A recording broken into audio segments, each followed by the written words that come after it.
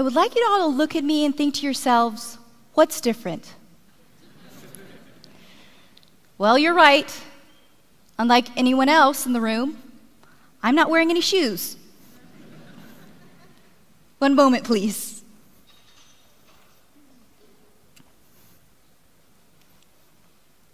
I want to talk to you about how we see challenges. In elementary school, I was challenged with tying my shoelaces. I watched as my teacher demonstrated with her hands, but once my feet were inside the shoe, I knew that the regular method wouldn't work for me. So I took my feet out of the shoes, took one shoe in front of me at a time,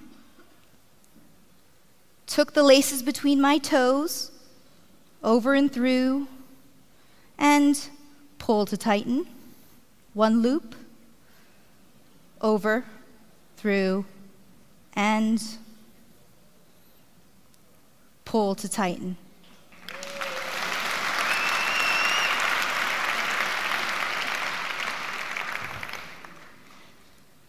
I want you to look at me again and understand that I'm not different. Just like everyone else here, I have what some may consider a disadvantage. In case you haven't noticed, I was born without arms. Yet, while my disadvantage can be easily spotted, everyone has a disadvantage. Some people are born poor. Some lose their sight. Some come from broken families. Some conflict zones. Others face addiction. Many suffer from illness. What's your disadvantage? Our world certainly doesn't cater to each and every one of us and our differences. Discrimination is widespread and prejudice endemic. Under the burden of our disadvantages, we often turn to pity. We pity others for their differences and ourselves for our struggles. I grew up in a world built for someone with arms, and it has taught me that pity prevents progress. Had I pitied myself, I would have never tied my shoelaces, learned how to swim, won Taekwondo tournaments, driven a car, or flown a plane. In case you don't believe me, here's a quick video.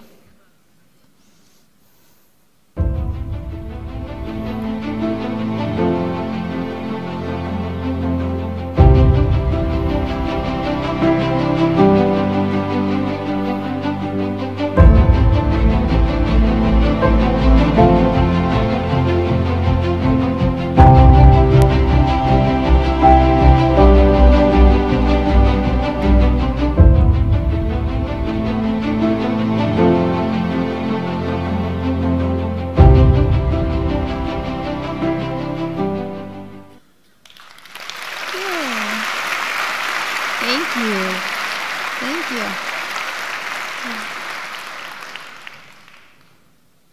Disadvantages should never be met with pity.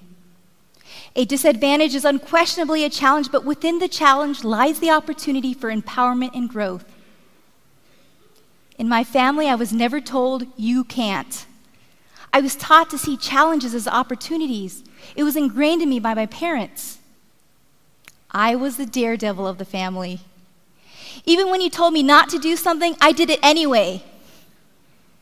I jumped into the swimming pool in our backyard and learned how to swim. I could thread a needle and write my name with my foot at the age of 3. I was a limitless child that just didn't stop at anything. Even when they told me that I couldn't jump off the 12-foot-tall diving board at the public swimming pool, I snuck up there and did it anyway. It angered me when I was told that I couldn't do the things that other children could do, that I was pitied. The more people told me you can't, the more I wanted to prove I can.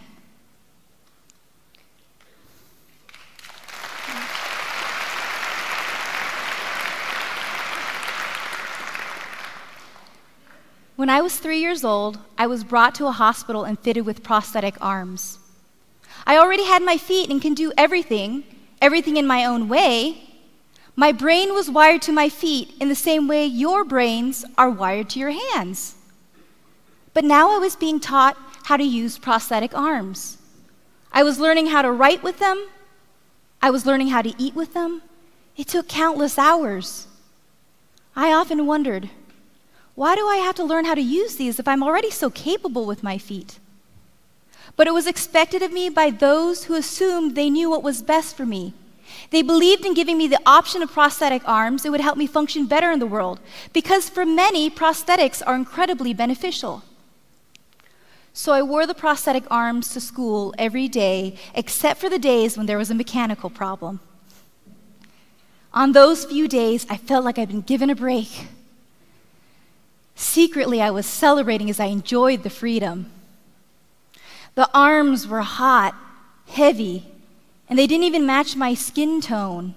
I hated those arms. I felt they were a barrier that kept me separated from others. I was called names like Robot Girl and Captain Hook. I became withdrawn and lonely. But I did what was expected of me and persistently played the part for 11 years. It wasn't until my family made a move from our small town to a large city that I had the opportunity to start afresh. I was 14 years old, and it was the beginning of 8th grade. The new city brought about new beginnings for me. A new city, a new school, new people, the first time riding the school bus, the first time being allowed to shave my legs. I had a newfound independence. I was old enough now to assess the motivations for wearing the arms. Who was I wearing them for? Was it serving me or serving other people? Why was I conforming? I was at a crossroad and made the most important decision in my life up to that point. For the first time, I walked to school without the prosthetic arms on. I remember very vividly walking to the first day of 8th grade and walking up to the bus, feeling lighter, freer, and more empowered than I'd ever felt before. For the very first time in my life, I was going to be the person God created me to be. And as I walked on the bus, I could hear in my head the famous quote by Eleanor Roosevelt that my mother used to tell me. No one can make you feel inferior without your permission. At that moment, I determined I would never give that permission to anyone. I would confidently face the inevitable stares, comments, and bullying that would come as a result of my difference. And as those bus doors shut, I promised myself I would never again wear them. To this day, they remain in the closet.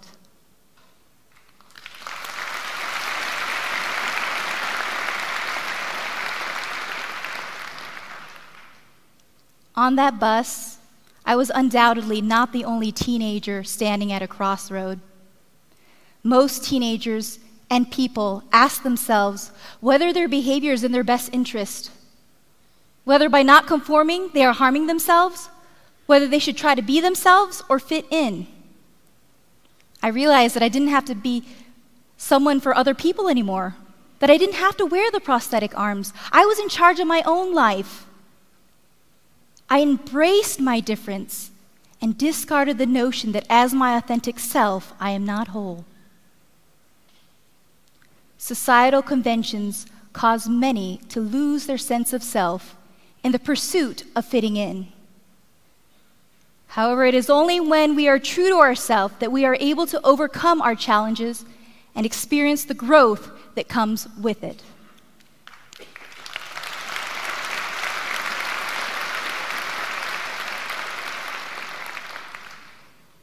So like I did in 8th grade, I challenge you to take off your fake arms or whatever it is that is holding you back from being true to yourself. And instead of fitting into society, add to society.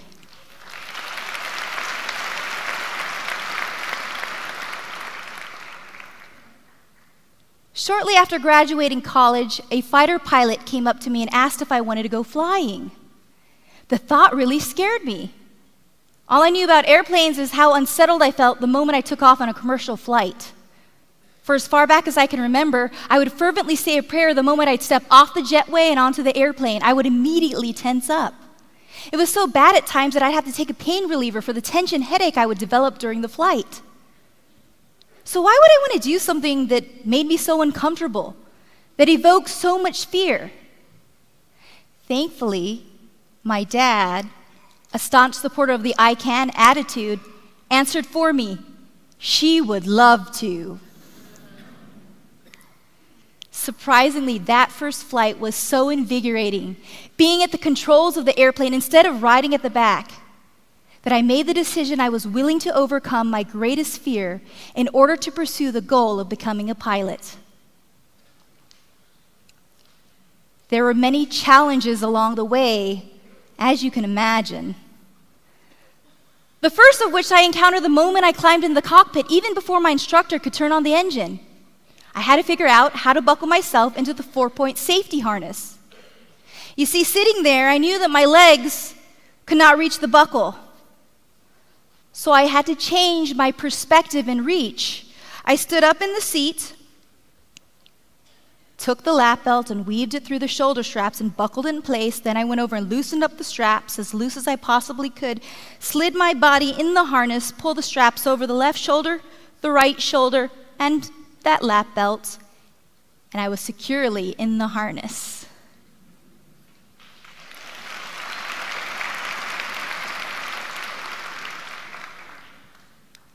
To meet the requirements, my training demanded finding 3 airplanes, 3 different flight instructors, 3 states, and numerous hours of study.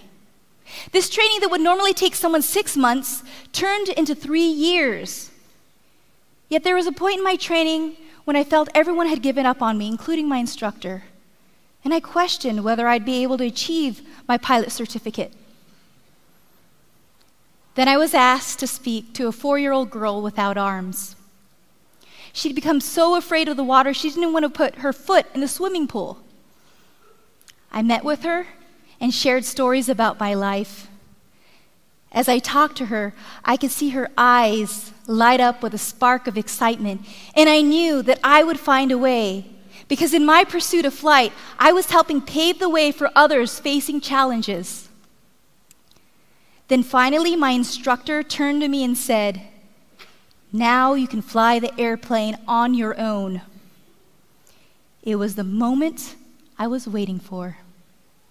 My instructor gave me one last requirement. He said, "Make sure you can hear me on the radios and stay in communication with me."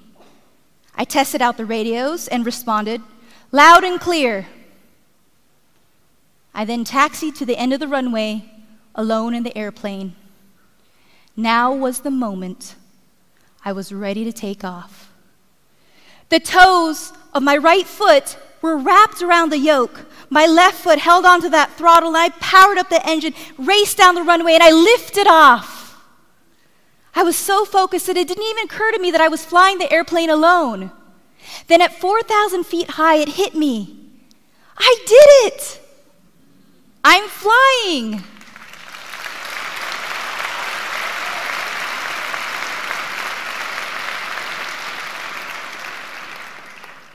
And the second thought came into my mind, "Look, Ma, no hands!"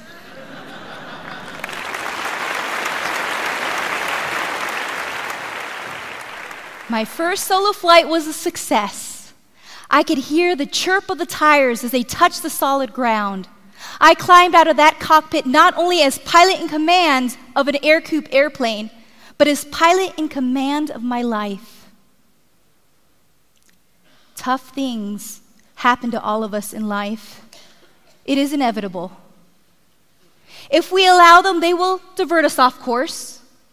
But how we react, the choices we make, can keep us on course. It is in our hands or our toes.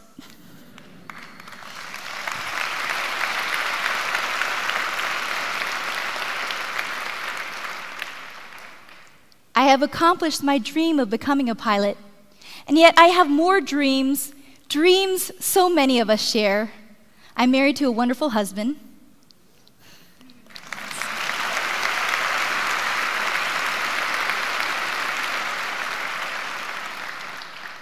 Do I still face challenges? Every day I wake up, I am challenged. The Chinese writer Yu Tang once said, "Hope is like a road in the country. There was never a road, but when many people walk on it, the road comes into existence." It is only when we make the connection between our disadvantages and the challenges they pose that we are able to realize the growth that they can yield. If you can see your challenge as an opportunity, you will walk on the road of hope and pave the way for others to do the same. So I ask you all to join me and clap hands. Just kidding. Join me and walk on the road of hope, embracing our differences, and instead of pitying or judging ourselves and those around us, help create the path for our success. Thank you.